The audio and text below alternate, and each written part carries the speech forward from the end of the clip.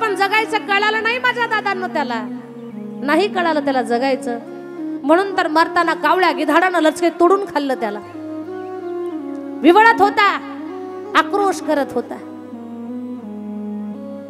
अश्वत्थामा म्हणतोय,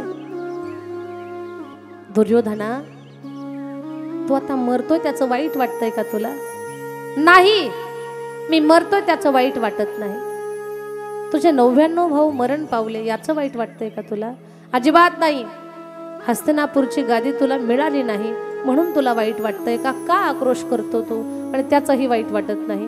तुझ्या आई वडिलांच्या डोळ्यासमोर तुमची 100 भावंड तुम्ही मरण पावलात याचं वाईट वाटतंय का तुला? म्हणे अजिबात नाही. मग तू विवळतो का? तू शोक करतो का? अरे योद्ध्यानं लढाईमध्ये एकतर जिंकावं किंवा मरावं, पण पळू नये आणि रडू नये. मरताना तू रडणं म्हणजे याचा अर्थ स्वर्गाचे दरवाजे तुझ्यासाठी बंद करणे. योद्धा लढाई करता करता जर मरण पावला ना तरी त्याला स्वर्ग आहे, आणि जिंकला तर पृथ्वीवरचं राज्य आहे. तू का रडतो? भ्याड आहेस का तू? का रडतो तू? मी ह्या कारणानं रडतच नाही. म्हणून लक्षात घ्या, देशाच्या सीमारेषेवर लढणारे जवान असतात माझ्या दादांनो, त्यांना वीर जवान का म्हणतात?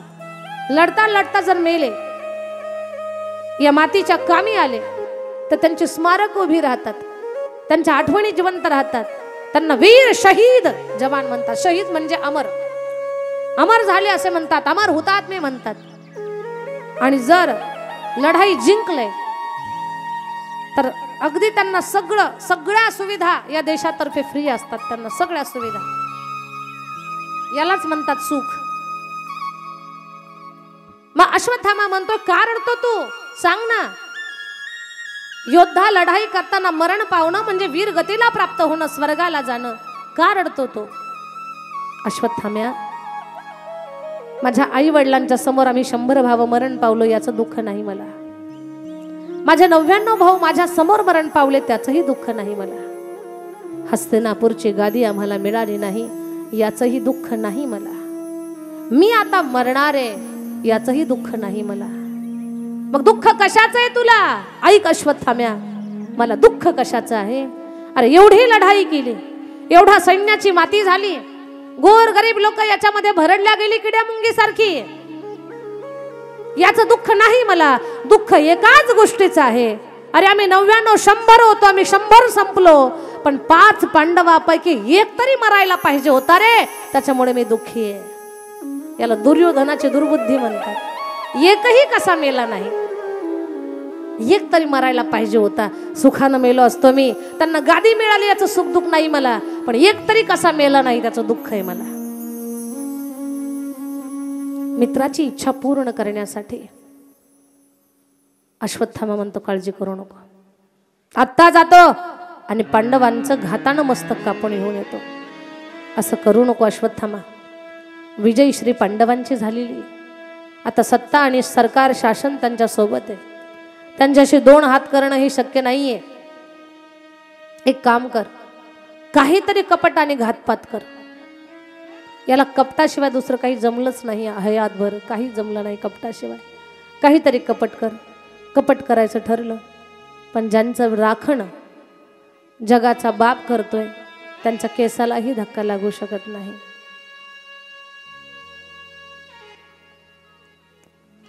देव राखे तया मारिला कोणा, नमोडे काटा हिंडतावन हिंडतावन. ज्याची देव राखण करतोय त्याला कोण मारणार आहे दादा या जगामध्ये? त्याला कोणी मारू शकत नाही. देवाच्या लक्षात आलं, विजय पांडवांचा झाला, सगळीकडे आनंद. तेवढ्यामध्ये भगवान म्हणतात, अर्जुना, भीमा, धर्मा, आता तुम्हाला विजय मिळाला, पण आनंद इथं नाही साजरा करायचा. आपण 5, तुम्ही 5 आणि मी 1 6वा.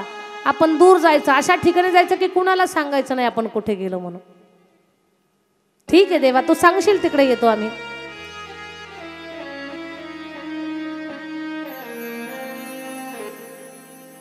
भगवान परमात्मा 5 पांडवांना घेऊन दूर दूर दूर वनात गेले. द्रौपदीची 5 मुलं, 5 पांडवाची, हुबेहूब पांडवांसारखी दिसणारी. संध्याकाळच्या वेळेला म्हणतात, आई या महाभारताच्या युद्धामध्ये आमचं बालपण हरवून गेलं ग. कमी वयामध्ये हातात तलवारी, रक्तपात, कोणाचं मुंडकं तोडलेलं, कोणाचा हात कापलेला, अशा वाईट गोष्टी, घाणेरड्या गोष्टी आम्हाला पाहायला मिळाल्या. आई आमचं बालपण विसरलं. आई आता आमची इच्छा आहे, महाभारताचं युद्ध संपलंय, विजय आपला झालाय. आई तुझ्या हातानं नाहू कधी घालशील? आई तुझ्या हातानं घास कधी भरवशील? आई माझ्या आवडीची भाजी कर बरं. आई उद्या तू माझ्या कपाळाला गंध तुझ्या हातानं लावायचा. आई आई माझ्या गळ्यामध्ये मोत्यांच्या माळा तू घालायच्या. प्रत्येक जण सांगतोय, आई तू आमचा आवरून दे उद्या. द्रौपदी म्हणते, बाळांनो काळजी करू नका, आजची रात्र निवांत झोपा, उद्या सगळी व्यवस्था तुमची मीच करते. माझ्या ताई दादांनो, लेकरांनी हट्ट केला, आई बाबा आमचे बाहेर गेले, आम्ही त्यांच्या जागेवर झोपावं का? प्रत्येक लेकरू आपल्या वडिलांच्या जागेवर झोपतं. एका शिबिरामध्ये 5 अंथरुण, 5 पांडव झोपण्याची जागा, तिथे झोपलेत 5 पांडवाची मुलं. सगळे गाढ झोपलेले आहेत, कुणाच्या मनात भीती नाही, भय नाही. का? विजय पांडवांचा झालाय, आता घातपात करण्याची शक्यताच नाही. म्हणून सगळे आनंदामध्ये निवांत झोपले. सैन्य थकलेलं होतं, गाढ झोपेमध्ये गेलं. मध्यरात्र झाली, रातकड्यांची किरकिर आहे, बेडकांचा डरावडाराव आवाज आहे, काळोखी रात्र आहे, घोरण्याचा आवाज आहे, याच्या पलीकडे तिसरा कुठला आवाज नाही. अश्वत्थामा कपट करण्यासाठी आणि धोक्याने यांना मारायचं या उद्देशाने निघाला पांडवांच्या शिबिराकडे. दारात कोणी झोपलेलं दिसलंय, शिबिराचा पडदा बाजूला सारला, आतमध्ये गेला, पाहिला मंद दिवा होता तो थोडं पुढे सरकवला. दिव्याची वात मोठी झाली, प्रकाश मोठा झाला, झोपलेले 5 माणसं दिसली. अरे पांडवच आहेत असं समजलं. काढली तलवार, चमकली ती तलवार, कुणाचं तरी रक्त पिण्यासाठी आसुसली होती. त्या तलवारीकडे पाहिलंय, आज माझ्या मित्राची इच्छा मला पूर्ण करायची आहे. आणि मध्यरात्रीला गाढ झोपेमध्ये अश्वत्थाम्यानं तलवारीचे वार केले. सप सप सप सप सप 5 वार झाले. मस्तक धडा वेगळी झाली. गडबडीनं मस्तक उचलून घेऊन जायचं. अश्वत्थाम्या घाबरला, कोणी जागा होतं की काय, तिथून पळत सुटला आणि पाहता पाहता रक्ताचा पाट द्रौपदीच्या अंगाखाली गेला. द्रौपदी घाबरली, दचकून जागी झाली. पाहते तर काय, अंगाला रक्त लागलेलं. कशाचं रक्त आहे? या महाभारताच्या युद्धामध्ये आता तिला रक्ताची भीती वाटत होती. अरे युद्ध तर संपलंय, रक्त कोठून आलं? पाहिलं तर शिबिराच्या तोंडातून आलंय. आतमध्ये गेली, जिथं तिनं तिची लेकरं अंगाई गाऊन झोपी घातली होती, तिथं तिची लेकरं, त्यांची मस्तक धडा वेगळी झालेली होती. टाळू बोलला तिनं, बाळांनो, माझ्या बाळांनो, हे काय पाहते मी? मला एकदा आई म्हणा, मला एकदा आई म्हणून आवाज द्या. हंबरडा फोडून रडायला लागली. मस्तक उचलली, हृदयाला कवटाळली. लेकरांना नाहू घालायचं होतं. रात्री बोलून तिनं लेकरांना शांत झोपवलं होतं. माहिती नव्हतं तिला तिच्या लेकरांच्या जीवनातली शेवटची रात्र आहे म्हणून. लेकरांना नाहू तर घालता आलंच नाही, पण लेकराच्या रक्तात तीच नाहीलीये. जणू तिनं फुलं गोळा करावीत, चेंडू गोळा करावेत, अशी तिनं मस्तक आपल्या पदरामध्ये गोळा केली. एका एका मस्तकाला हातात घ्यायची माझ्या ताईंनो, आणि त्या लेकराच्या तोंडाकडे पाहून म्हणायची, बाळा तुला माझ्या हातानं दही भात खायचा आहे ना? मला म्हण नाही, मला दही भात खायला दे. का बोलत नाही बाळा तू मला? दुसरं मस्तक हातात घ्यावं, म्हणावं, बाळा तुला माझ्या हाताने नाहू करायचंय ना? मी तुला नाहू घालते ना, मला बोल ना एकदा. आई मला नाहू घाल, म्हण ना मला. एवढी रडते द्रौपदी ताई, एवढी रडते, एवढी रडते. आज तिला द्रौपदी रडू नको असं सुद्धा कोणी म्हणू शकत नाही. का? ते दुःख एका आईचं आहे. माझ्या ताईनो, लेकराला ठेच लागली तर तिच्या डोळ्यातून पाणी येतं, तिला आई म्हणतात. आणि ती आई, तिच्या समोर तिच्या 5-5 लेकराची मस्तक पडलीत तुटून. तिचा जीव काय बोलत असेल विचार करा. थोडस लेकरू नजरेच्या आड झालं तर तुमचा जीव वेडा पिसा होतो. कुठे असेल माझा दादा, कुठे असेल माझा बाळ, असं होतं तुम्हाला. माझीची 5-5 लेकरं ज्यांची मस्तक धडा वेगळी झाली, ते पाहून या द्रौपदी ताईची अवस्था काय झाली असेल. दगडाच्या मूर्तीसारखी झाली ती. एकच डोक्यात तिच्या संपलं, सारं संपलं. आता हस्तिनापूरची राजगादी मिळून सुद्धा उपयोग झाला नाही. माझी लेकरं मरण पावली, आता जगायचंय कशासाठी? ज्यांच्यासाठी जगायचंय ते या जगात नाहीयेत नारायणा, कशासाठी मी जगू?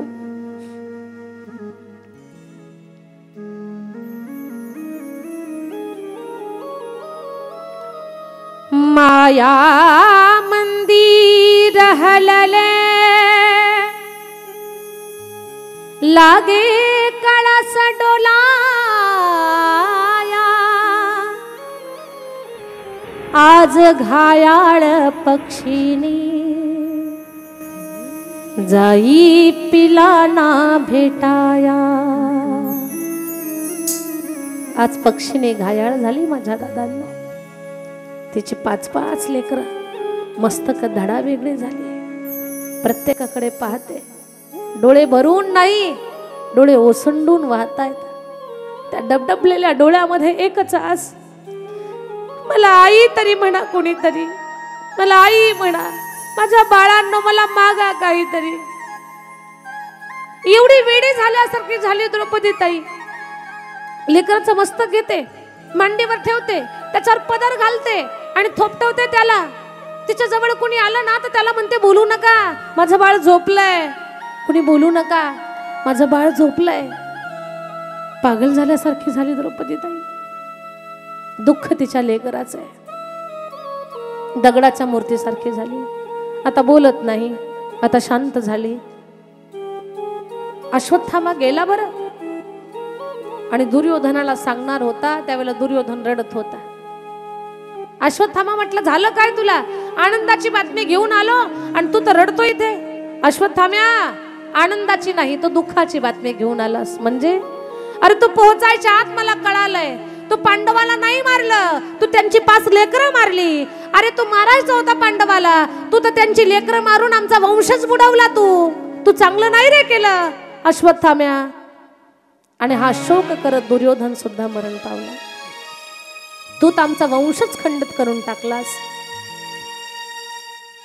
अर्जुनाला कळालं असा असा प्रकार झाला. अर्जुनाचा रथ भरधाव वेगानं भगवान घेऊन आले. पाहिले दगडाच्या मूर्तीसारखी वेडावल्यासारखी, केस मोकळे सोडलेले, गडबडा लोळत असलेली, रंग रक्तानं माखलेली द्रौपदी पाहिली. फक्त रडत होती, फक्त रडत होती. माझी बाळ मला द्या, मला काही नको, माझं बाळ मला द्या, मला जिवंत करून द्या. देवाची बहीण होती पण आज देव शांत होता, काही बोलत नव्हता भगवान. द्रौपदीची ती अवस्था पाहिली. अर्जुन सुद्धा म्हणू शकला नाही, रडू नको द्रौपदी. अर्जुन म्हणतो, द्रौपदी तू रड, तू रड, कारण तू रडली ना तरच मोकळी होशील, ना तर तू सुद्धा याच्यामध्ये शांत होऊन जाशील. द्रौपदी तू रड. रडते द्रौपदी. पण अर्जुनानं शपथ घेतली, द्रौपदी, ज्यानं तुझ्या मुलाचा घात केलाय त्या दृष्टाला मी हातपाय बांधून घेऊन येतो आणि तू सांगशील तो दंड देतो, फक्त तू आम्हाला वेळ दे. गेला अर्जुन, अश्वत्थाम्याला पकडला, हातपाय बांधले, रथाच्या चाकाला बांधून फरफटत घेऊन आले. असेही घेऊन आले की माणसाचे लग्न तुटले, कातडी निघली, जणू काही वांगा सोलावं असं त्याचं शरीर सोडल्या गेलं आणि माणसाचा लगदा जणू काही उभा केला. असा अश्वत्थाम्या समोर उभा पाहिला. ऐका बरं का, अश्वत्थाम्या द्रौपदीच्या समोर आहे. फक्त माणसाचा गोळा दिसतोय आता, कारण सगळी कातडी सोलून निघाली. एवढा रथाला चाकाला बांधून रस्त्यावरच्या दगडा धोंड्यानं, दगडा मातीनं, काट्यानं त्यानं सोलून निघालेला होता. फक्त रक्त गळत होतं अंगातलं. अर्जुन म्हणतो, द्रौपदे सांग, त्याला शिक्षा काय देऊ सांग. स्वामी, त्याला शिक्षा देणार तुम्ही, त्याला सोडून द्या. का द्रौपदी, का सोडून द्या? अगं तुझी 5-5 लेकरं मारली यानं, एक तरी आई म्हणायला यानं जिवंत ठेवायचं होतं ग. याला थोडी सुद्धा दया आली नाही. हा आतताई आहे आणि अशा आतताईला जिवंत सोडणं योग्य नाही. सांग, त्याला मृत्यूदंड देतो मी आता. नाही स्वामी, याला सोडून द्या. मुच्यता मुच्यता मीश ब्राह्मणो नितरांगुरु सरहस्यो धनुर्वेद सविसर्गोपसंयमा. स्वामी, याला सोडून द्या. का सोडून द्या? द्रौपदी एक संत आहे, देवाची बहीण आहे. तिचे विचार किती चांगले आहेत ऐका माझ्या ताईंनो. द्रौपदी म्हणते काय, स्वामी, याला एवढ्याच कारणासाठी सोडून द्या. महाभारताच्या युद्धामध्ये याचे वडील तुम्ही मारलेत, गुरु मरण पावलेत. याची बिचारी आई कृपी, तिचं नाव कृपाचार्याची बहीण, कृपी माता याच्याकडे पाहून जगते. आज यालाही मारलं तर त्या बिचारा स्त्रीनं कुणाकडे पाहून जगावं? स्वामी, माझी 5 मुलं मरण पावली, पण माझे पती जिवंत आहेत, जगेन कशी तरी. आणि ऐका स्वामी, माझी 5 लेकर मरण पावल्यामुळे मला माहिती आहे लेकराच्या मरणाचं दुःख काय असतं. हे या द्रौपदीला कळतंय, ते जगात कोणाला कळणार नाही. लेकराच्या मरणाचं दुःख काय असतंय हे द्रौपदी सहन करते. जे दुःख मी सहन करते ते दुःख मला याच्या आईला द्यायचं नाही, म्हणून याला सोडून द्या. काय विचार आहे दादा? यालाच तर साधू म्हणतात, यालाच तर संत म्हणतात. जे दुःख मी सहन करते ते मला याच्या आईला द्यायचं नाही. असा विचार कधी आपल्या मनात आलाय? अरे आर्य म्हटलं की कार्य म्हणायला आपण तयार असतो. कधी आपल्यामध्ये साधू पण जाग होईल. द्रौपदी ताईनं सोडून द्यायला सांगितलं. अर्जुन विचारामध्ये पडलाय, परमेश्वर आता करू तर काय करू? अर्जुनाचा संभ्रम निर्माण झालाय. द्रौपदी मध्ये सोडून दे. मोठ्या दादाला विचारलं, दादा करू काय? आणि द्रौपदी बोलते ते बरोबर आहे, कारण धर्म होता तो. दे सोडून त्याला. भीम दादा म्हटले, अर्जुना सोडायचं नाही अजिबात. याच्यावर दया दाखवू नको. यानं 5 लेकरं मारली आपली. एक तरी ठेवायचं होतं. त्या लेकरांचा काय दोष? अरे लढायचं होतं तर आपल्या समोर यायचं, भ्याडासारखा हल्ला केला आणि झोपलेल्या लेकरांचा घात केला. याला कुठे शास्त्र कळतंय? याला सोडायचं नाही, याला मारणार मी तू जर सोडलं तर. अर्जुनाला प्रश्न पडला. भीमदादा म्हणतात मार, द्रौपदी म्हणते सोडून दे. मी करू तर काय करू? श्रीकृष्णाकडे पाहिलं. भगवान, मी करू तर काय करू? याला मारू? अर्जुना, याला मारही आणि याला मारूही नको. काय म्हणताय? याला मारही आणि याला मारूही नको. अर्जुन म्हणतं हे पायाची अडी घालून उभं राहणार याच्या बोलण्यात सुद्धा अडी आहे. हे टेढ़ी टांग वाले कभी सीधा बोलते ही नाही. मारही म्हणताय, मारूही नको म्हणताय. नेमकं करू तर काय करू? अर्जुना, याला असं मरण दे की हा रोज मेला पाहिजे. याला जर जिवंत मारलं ना हा कायमचा मरून जाईल, याला मुक्ती मिळेल. पण याला असं मारायचं की हा रोज रोज मेला पाहिजे, रोज मेला पाहिजे. म्हणजे कसं मारू? याच्या मस्तकातला मणी काढून घे, याला अपमानित कर, हातातलं शस्त्र हिसकावून घे आणि याला हकलून दे.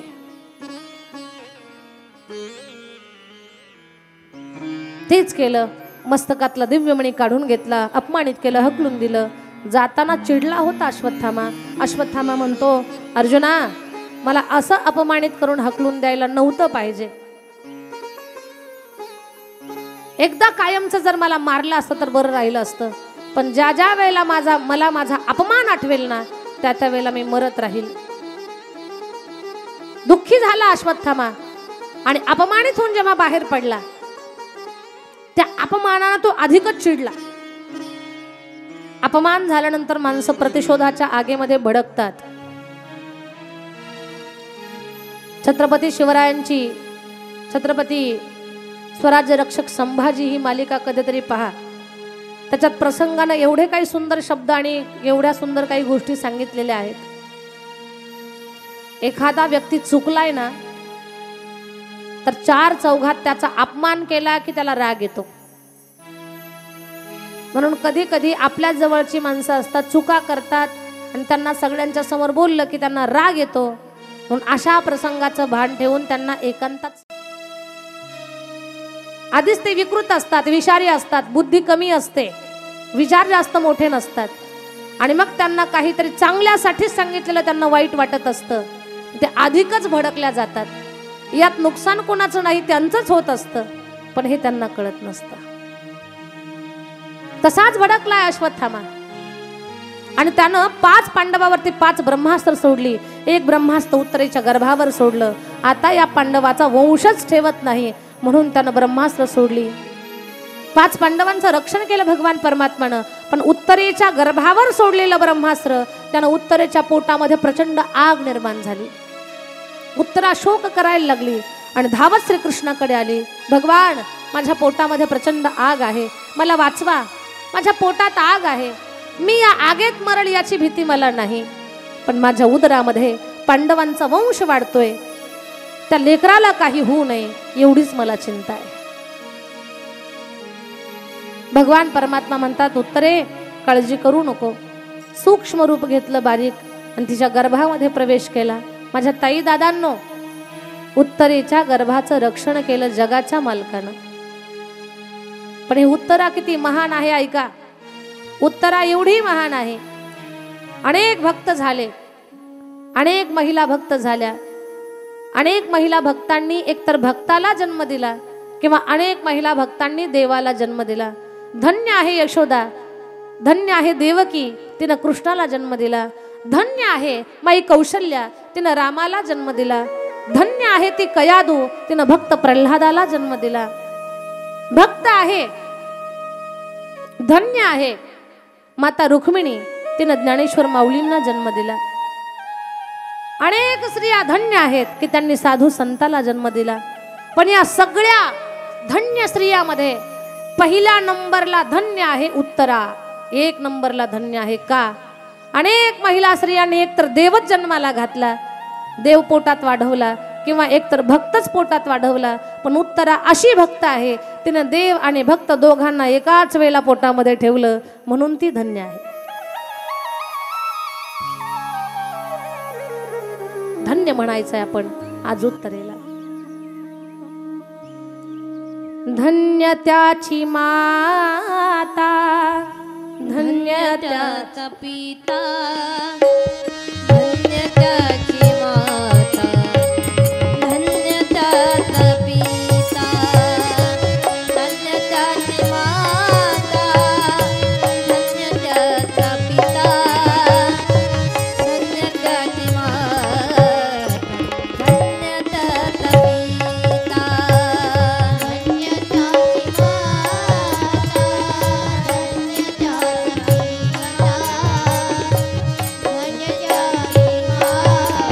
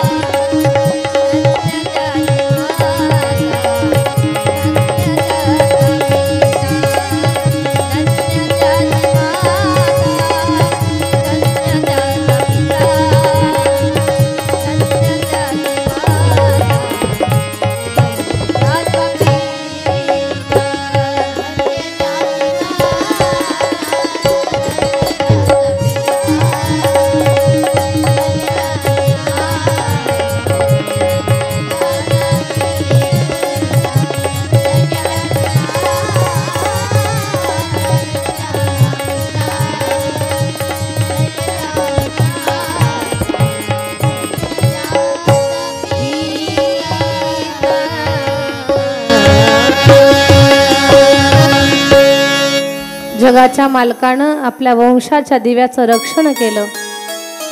उत्तरा शांत झाली. हे कुंतीच्या लक्षात आलं. कुंती मातेच्या. कुंती मातेला आज कळून चुकलं की हा श्रीकृष्ण केवळ माझा भाचा नाही, तर अनेक संकटातून माझ्या लेकरांना वाचवणारा, माझ्या वंशाच्या दिव्याला टिकवणारा हाच जगाचा मालक आहे. आज कुंती मातेचे डोळे भरून आले आणि देवाला म्हणते, नमस्ते पुरुषं त्वां दमीश्वरं प्रकृते परम अलक्षं सर्वभूतानामन्तर्बर्हिवस्थितं कृष्णाय वासुदेवाय देवकी नंदनाय च नंदगोपकुमाराय गोविंदाय नमो नमः.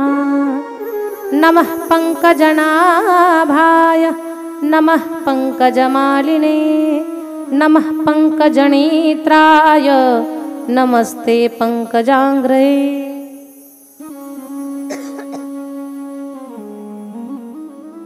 स्तुती केली भगवान परमात्माची.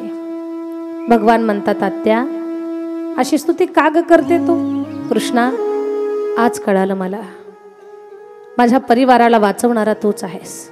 आज माझ्या लक्षात आलं, या विश्वाचा करता धरता तूच आहेस. आत्या अशी तू भावनिक होऊ नको. होऊ दे कृष्ण, मला आज रडू दे. का? आज मला कळालंय, ज्या भ्रमामध्ये मी होते की तू माझा भाचा आहेस, आज मला कळालं नाही, तू विश्वाचा भाव आहेस. या विश्वाची भावना तू आहेस. देवा, तुझे अनंत उपकार आहेत माझ्यावरती. आत्याला भावनिक झालेलं पाहून भगवान म्हणतात, आत्या आता या क्षणाला मी तुला सोडून कुठेच जात नाही. सांग मी तुला काय देऊ? लाला, तुला द्यायचं ना ते एकच काम कर. विपदा संतु न शाश्वत तत्र तत्र जगद्गुरो भवतो दर्शनम यत्स्यात् पुनर्भव दर्शनम. कृष्णा, अखंड विपत्ती माझ्यावरती येऊ दे, अखंड संकट माझ्यावर येऊ दे, एवढंच दे मला. आत्या तू असं काय मागते? माझ्या दादांनो, असं कधी आहे का मंदिरात आपण जातो आणि मंदिरात जाऊन आपण देवाला म्हणतो का, देवा साऱ्या गावाचं संकट टळू दे, माझ्या घरावर पडू दे? वाजेगाव, असं कधी म्हणताल काय तुम्हाला? उलट माणसं म्हणतील, देवा सारं गाव जळालं तरी चालेल, पण माझं घर वाचलं पाहिजे. पण एक काय मागणं आहे अद्भुत. जगाच्या पाठीवर कुंती आत्यासारखा मागणारा अजून झालाच नाही. असं मागणं मागितलंय, अखंड संकट आमच्यावर येऊ दे. कुणी देवाला संकट मागल काय? रोज सकाळी उठल्यापासून अगरबत्त्या ओवाळतो, धूप दीप जाळतो, एकच प्रार्थना, देवा कुठलं संकट येऊ देऊ नको. याच्यासाठी संकट मागणारा अजून जगात निर्माण व्हायचा आहे. एकच झाली कुंती, की तोंडानं मागितलं, देवा संकट येऊ दे. का मागते ती संकट? आत्या असलं काय मागणं आहे तुझं? अगं आजपर्यंत तुझं पूर्ण जीवन संकटामध्ये गेलंय. कमी काळामध्ये तुझा पती मरण पावलाय. लेकरं तुझी लहानाची मोठी करताना किती संघर्ष झाला. भावकीनं त्रास दिला. महाभारताचं युद्ध उभं राहिलं. कुणी लाडू घालून विषामध्ये तुला तुझ्या लेकरांना मारण्याचा प्रयत्न करतंय, तर कुणी काय करतंय. आणि आता कुठे सुखाचे दिवस आले तर तू म्हणते अखंड संकट येऊ दे. असं का मागते तू आत्या? कृष्णा, याच्या पाठीमागे कारण आहे. ज्या ज्या वेळेला आमच्यावरती संकट येतात ना, तेव्हा तेव्हा तू धावून येतोस. आणि तू धावून आला आणि तुला पाहिलं ना लाला, मन भरून येतं आणि सारं जगातलं सुख मिळाल्यासारखं होतं. म्हणून भगवान संकट येऊ दे. आणि पहा ना, जेव्हा संकट होती तेव्हा तुमच्या सोबत होता. आज सुखाचे दिवस आले तर आम्हाला सोडून द्वारकेला निघालास. मग ज्या सुखामध्ये तू आमच्या जवळ नाहीयेस ना, ते सुखच नको आम्हाला. आणि ज्या दुःखामध्ये सोबत राहशील ते दुःख आम्ही पुन्हा झेलू, सहन करू, पचवू त्याला. देवा, या जगाची रीत मला माहिती आहे. दुख में सुमिरन सब करे, सुख में करे ना कोई. जो सुख में सुमिरन करे तो दुख काहे को हो। या साऱ्या जगाला दुःखातच देव आठवतो. देवा, ज्या दुःखात तू आमच्या सोबत असशील ते दुःख आम्हाला दे, आम्ही तयार आहोत ते दुःख भोगायला. कुंती आत्याला शांत केलं भगवान. तिथेच हस्तिनापूरमध्ये काही दिवस राहतात. एक दिवस पांडवांना म्हणतात, धर्म, अर्जुन, भीम, नकुल, सहदेव, द्रौपदी, आपल्याला माझ्या एका भक्ताला भेटायला जायचंय. देवा, आम्हीच तुझे भक्त आहोत, आणखी कोण भक्त आहे तुझा? म्हणे, आहे एक माझा भक्त, हजारो बाण अंगामध्ये लागलेले आहेत. त्याच्या शरीरातलं रक्त बाणाच्या टोकाला लागून आता निघून गेलं शरीरातून, फक्त हाडं राहिलेली आहेत. शेवटची वेळ आली आहे, आता या क्षणाला मी भेटायला येणार. हा शब्द मी दिलेला आहे, तो शब्द मला पूर्ण करायचा आहे. चला. पितामह भीष्मांना भेटण्यासाठी भगवान या पांडवांना आणि द्रौपदीला घेऊन येतात. देवाला पाहिलंय, पितामहांचं अंतःकरण भरून आलं. हात जोडावे वाटतात, पण हाताला सुद्धा बाण लागलेले आहेत. अजून एक शेवटचा बाण मारायला सांगितलं. अर्जुना, एक मस्तकात बाण मार, म्हणजे जरा मान ताट राहील. डोळे भरले, डबडबले, पण द्रौपदी हसली. पितामहांनी विचारलं, द्रौपदे, या शेवटच्या वेळेत मला भेटायला आला आणि तू हसते का? हसते बरं तू? माझी असली अवस्था पाहून तुला हसू येतंय का? नाही पितामह, मला या अवस्थेमुळे हसू येत नाही, पण तुम्हाला देवाला हात जोडता येईना त्याचं मला हसू आलं. द्रौपदी, माझ्या हातात बाण लागले ग, नाही तर जोडलेच असते. द्रौपदी म्हटली, नाही पितामह, तुम्हाला जोडताच आले नसते जरी बाण नसते तरी. म्हणे का? म्हणे, ज्या वेळेला माझ्या अंगावरचं वस्त्र भर सभेमध्ये ओढल्या जात होतं ना, त्यावेळेला तुम्ही एक हात उंच करायचा होता. थांब दुःशासना, मागे हो. आपल्या स्त्रीच्या अंगावरचं वस्त्र ओढणं हा अधर्म आहे, आणि हा अधर्म या हस्तिनापूरच्या गादी समोर चालणार नाहीये. एक जरी शब्द तुम्ही बोलले असते ना, तर तो अधर्म थांबला असता, पण त्यावेळेला तुम्ही मान खाली घातली. धर्माच्या बाजूने तुमचे हात उभे नाही राहिले, पण आज धर्माची देवता श्रीकृष्ण, त्याला जोडण्यासाठी तुम्हाला अधिकारच राहिला नाही. म्हणून आज तुम्हाला हात जोडण्याचा अधिकार नाही. पितामहांना स्वतःची चूक लक्षात आली, पण याच्यातून शिकायचंय आपण. माझ्यावर काहीतरी आफत येईल याला घाबरून समोर अधर्म चाललाय, आणि तुम्ही निमूटपणे पाहत असताल तर तुम्ही गुन्हेगार आहात. पटत नसेल, विरोध करू शकत नसाल, तुमच्यात ताकद आणि बळ नसेल तर जागा सोडून जा, पण डोळ्यानं पाहण्याचं पाप सुद्धा करू नका. एक तर थांबवा त्या अधर्माला. थांबवणं तुमच्या हाताने शक्य नसेल तर जागा सोडून जा, ते तर तुमच्या हातात आहे. पण डोळ्यानं पाहणं, गप्प राहणं, याचा अर्थ त्या अधर्माला संमती देणं आहे. मुख संमती म्हणतात त्याला. मग हे सुद्धा गुन्हेगार आहेत. पितामह भीष्मांना स्वतःची चूक लक्षात आली, शांत झाले. देवाला डोळ्यासमोर पाहतात. भगवान म्हणतात, पितामह, हा धर्मराजा एवढं युद्ध झालंय, हस्तिनापूरच्या गादीवर बसलाय, पण अस्वस्थ, याला थोडासा उपदेश करा. म्हणून विष्णू सहस्रनामाचा उपदेश केला. पितामहांचे डोळे भरून आलेले आहेत. पितामह म्हणतात, देवा, आज तुम्ही मला भेटायला आलात. हा पितामह, तुमची इच्छा होते ना मी तुम्हाला भेटायला यावं, म्हणून मी भेटायला आलो. कारण तुम्हाला मी शब्द दिला होता. ज्या वेळेला तुम्ही शपथ घेतली होती की पृथ्वीवर एकही पांडव राहणार नाही, तेव्हा पहाटेच्या वेळेला मी द्रौपदीला घेऊन आलो आणि द्रौपदीला सांगितलं, जाऊन फक्त दर्शन घे. द्रौपदीने दर्शन घेतलं आणि बांगड्यांचा आवाज केला. सांगू तुम्हाला, पांडवांचे प्राण फक्त बांगड्यामुळे वाचलेत बरं का. वाजेगाव, पांडवांचे प्राण फक्त बांगड्यांमुळे वाचलेले आहेत. ज्या बाईच्या कपाळावर कुंकू लागलंय आणि भांगामध्ये सिंदूर भरला, याचा अर्थ जी सौभाग्यवती झाली आहे तिनं हात भरून कंकण घालावेत, बांगड्या भराव्यात. जी विवाहित स्त्री आहे तिनं पूर्ण चुडा भरावा. त्याच्या पाठीमागे आरोग्याचं सुद्धा कारण आहे, आणि शास्त्रीय कारण, आध्यात्मिक कारण. पतीचं आयुष्य वाढतंय बांगड्यानं, कारण त्या बांगड्यांचा आवाज झाला होता. आणि विचार न करताच, न विचारताच आशीर्वाद दिला, अखंड सौभाग्यवती भव. कुणी? ज्यानं शपथ घेतली उद्या एकही पांडव ठेवत नाही त्यानेच. शपथ भीष्माचीच आहे. उद्या पृथ्वीवर एकही पांडव राहणार नाही आणि आशीर्वाद सुद्धा भीष्माचाच आहे. अखंड सौभाग्यवती भव. आता काय खरं होणार. बोलली द्रौपदी, पितामह माझ्या पतीला मारण्याची शपथ तुम्हीच घेतली आणि आशीर्वाद सुद्धा तुम्हीच देताय. मग शपथ घेतलेली खरी का आशीर्वाद खरा. म्हणे कोण येतो. म्हणे मी पांडवाची पत्नी द्रौपदी आहे. कोण घेऊन आलाय. माझा गडी घेऊन आलाय. माझा मायबाप जगाचा मालक भक्तासाठी गडी होतो बरं.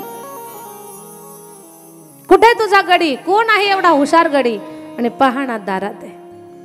पाहिलंय घोंगडं घेऊन बसला होता माझा भगवान. पितामहांचे डोळे भरले आणि हात जोडले. भगवान तुझ्या या भक्ताला ज्यांच्या पाठीशी तू आहेस ना, माझ्यासारखे हजारो जरी भीष्म झाले तरी त्यांच्या केसाला सुद्धा धक्का लागू शकत नाही. का. त्यांचा पाठी राखा तू आहेस. मागे पुढे उभा राहे संभाळित आली आघात निवाराया. भरोसा ठेवा माझ्या भगवंतावर. त्यावेळेला पितामह मी तुम्हाला शब्द दिला होता. तुम्ही माझ्याकडनं शब्द घेतला होता. या भक्तासाठी जसे आले ना भगवान तसे माझ्यासाठी एकदा शेवटच्या वेळेला मला भेट द्यायला या. तसं मी आलोय पितामह. मी तुम्हाला भेट देण्यासाठी आलोय. आज माझा शब्द पूर्ण करतोय मी. कारण तुम्ही मला विनंती केली होती.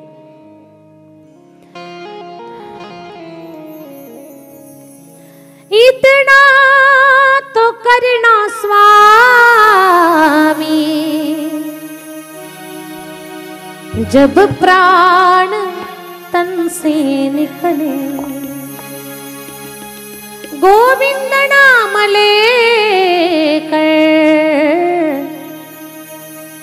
तब प्राण तन से निकले. एक भक्त की है अर्जी खुद गरज की है गर्जी. आगे तुम्हारी मर्जी जब प्राण तन से निकले. इतना तो करना स्वामी जब प्राण तन से निकले. भगवान अंतकडे धावून या असं तुम्ही मला बोलले होते पितामह. आज मी तुमची ती इच्छा पूर्ण केली. ठीक आहे भगवान. एक माझी विनंती. माझी मुलगी तुम्हाला पत्नी म्हणून घ्या. मुलगी. पितामह आजन्म ब्रह्मचर्य व्रताचं पालन करेन अशी शपथ तुम्ही घेतली होती आणि तुमची शपथ तुमचा प्राण म्हणजे या पूर्ण महाभारताच्या इतिहासामध्ये अद्भुत आहे. तुम्हाला मुलगी कुठून आली. भगवान माझी ही जी बुद्धी आहे ना अजून ती ढळलेली नाही. माझी बुद्धी खराब झालेली नाही. माझ्या बुद्धीमध्ये वाईट विचार नाही. ही माझी बुद्धिरूपी मुलगी तिच्यासाठी योग्य पती तुम्हीच आहात. तिला दुसरा पती या जगात कुणी तिच्या योग्य नाहीये. माझ्या बुद्धिरूपी मुलीचा स्वीकार करा. बुद्धी भगवान परमात्माला अर्पण केली. आणि पितामह देवाला म्हणतात देवा मला डोळे झाकेपर्यंत माझ्या समोर उभे राहा. आता दृष्टी पुढे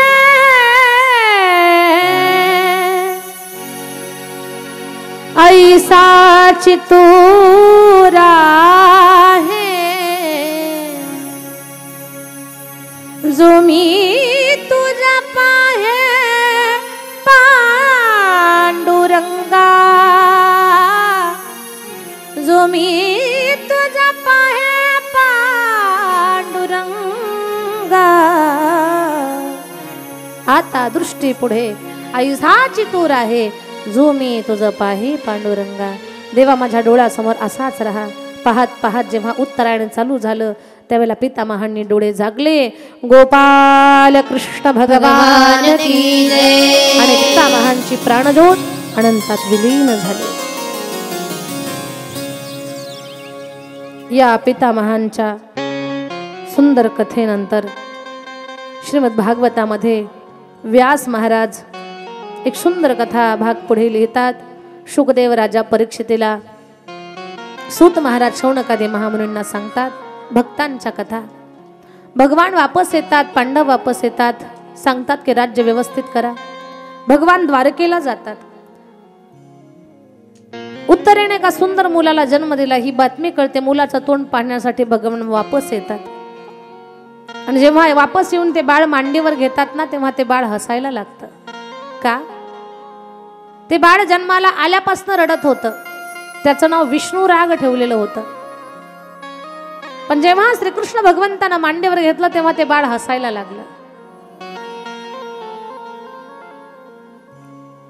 भगवान परमात्माला पाहून हसल्या कारणानं त्या बाळाचं नाव परीक्षित ठेवण्यात आलं. का? देवाची पारख त्यानं केली. परीक्षित त्याचं नाव ठेवण्यात आलं.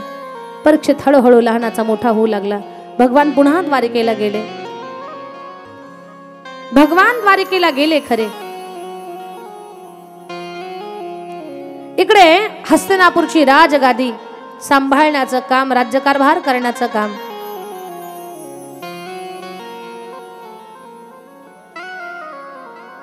हस्तिनापूरचा राजा युधिष्ठिर करत आहे. चोखपणे स्वतःची जबाबदारी पार पाडत आहे. पण काही काही घटना घडतायत पुढे. काय घडतायत ते आपण पाहणार आहोत. पण काही क्षण आपण भजन करू, पुन्हा कथा ऐकायला बसू. सगळ्यांना उठून उभे राहा, थोडेसे रिलॅक्स व्हा. सुंदर सुंदर कथा आणि ऐकण्यासाठी पुन्हा एकदम छान बसायचंय. अगोदर उभं राहून भजन करायचंय.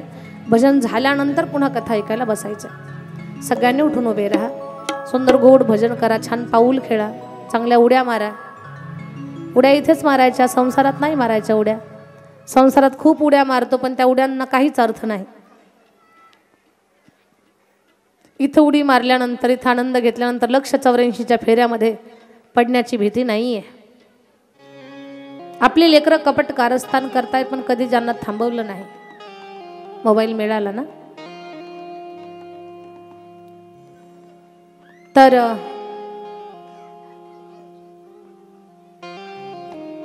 एक दिवस